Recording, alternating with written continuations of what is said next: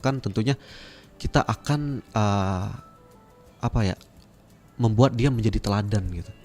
Sehingga dengan kerinduan itu muncul sosok dari kita yang bisa menjadi lebih baik lagi dengan mencontoh beliau. Oke, baik. Nah, kalau Kak Dava sendiri untuk penghayatan seperti itu ya, biasanya ketika akan membacakan suatu puisi, apa yang Kak Dava lakukan?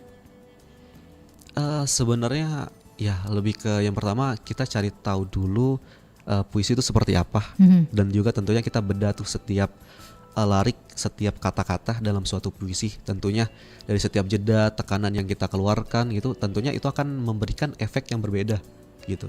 Itu aja sih Kak sebenarnya. Oke, baik. Ya, selanjutnya kita juga akan mendengarkan ya Kak Zamira untuk membacakan puisi. Judulnya apa nih Kak Zamira? Cahaya Terang Benderang. Cahaya Terang Benderang, karya?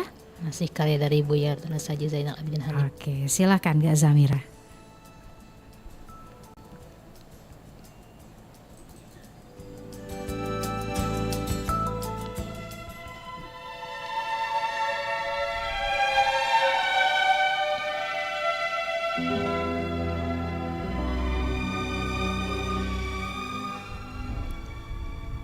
Cahaya terang benderang,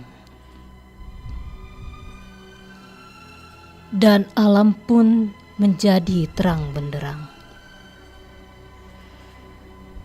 bagaikan seberkas cahaya suci, putih-putih membentang dari barat ke timur.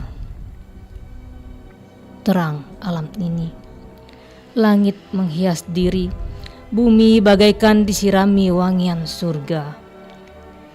Malaikat Jibril turun berkeliling mengitari bumi, menyambut sambutan kelahiran.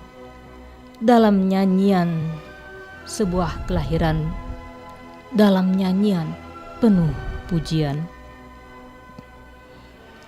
Ya Nabi, salam alaik. Ya Rasul, salam alaik. Ya Habib, salam alaik. Engkau pun lahir bayi yang mulia,